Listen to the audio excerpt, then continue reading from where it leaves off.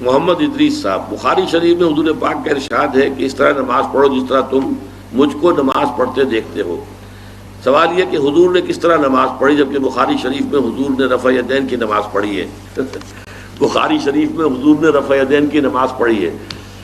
دیکھیے حضور نے مختلف طریقوں اختیار کیے مختلف اوقات میں۔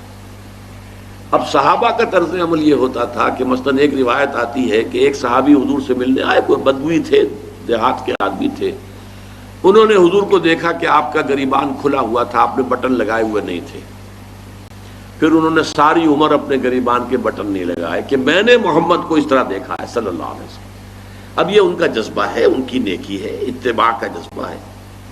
یا ایک سفر میں کسی کو دیکھا، کسی نے دیکھا کہ حضور ایک درخت کے نیچے سے ہو کر گزرے، اب وہ جب بھی جاتے تھے ادھر اس کے نیچے سے ہو کر گزرتے تھے، چاہے اس کی کوئی مقصد نہیں، لیکن یہ بھی ایک اتباع کا جذبہ ہے۔ تو اس میں یہ ہے کہ نماز کی بعض چیزیں ایسی ہیں کہ جن میں معلوم ہوتا ہے کہ حضور کچھ اس میں رد و بدل کرتے رہے۔ کبھی آپ نے ہاتھ بالکل کھلے چھوڑ کر بھی نماز پڑھی ہے، کبھی آپ نے ہاتھ نیچے باندھے ہیں، کبھی اوپر باندھے ہیں۔ اسی طریقے سے رفع یدین کبھی ایسا بھی ہوا ہے کہ آپ نے وہ کی ہے جیسے کہ اہل حدیث حضرات کرتے ہیں، اور جیسے کہ یہ شیعہ کرتے ہیں وہ اس سے بھی زیادہ کرتے ہیں رفع یدین۔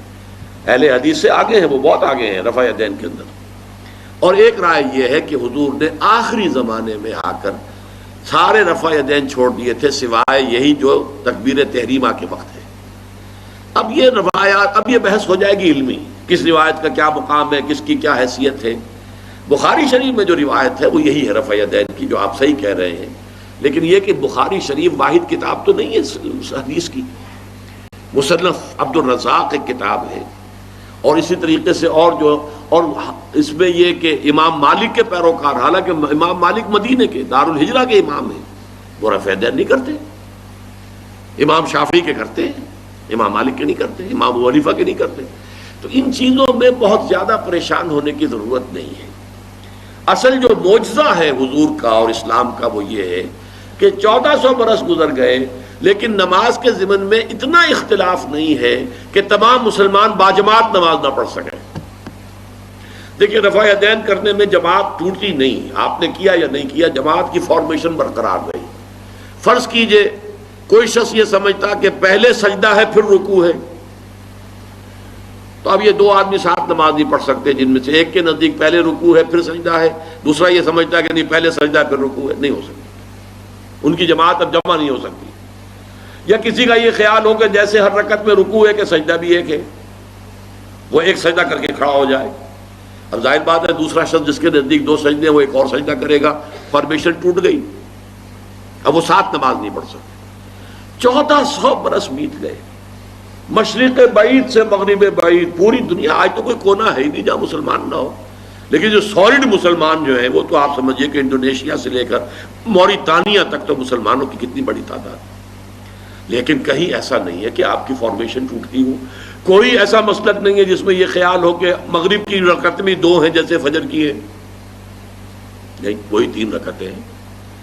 کوئی ایسا مسلک نہیں جس میں یہ معلوم ہو کہ فجر کی رکعتیں 3 ہیں 2 نہیں ہے، کوئی نہیں۔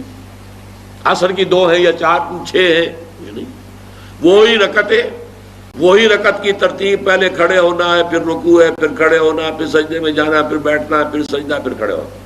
فارمیشن نہیں ٹوٹتی، شیعہ ہو سنی ہو، اور اس میں حنفی ہو مالکی ہو شافعی ہو حنبلی ہو زیدی ہو ظاہریہ ہو، کوئی بھی ہو، کسے باشد، تمام مسلمان مل کر جماعت سے نماز ادا کریں گے اور ان کی جماعت ٹوٹتی نہیں۔ یہ ہے جس کو ہمیں سمجھنا چاہیے۔ یہ کیوں ہے؟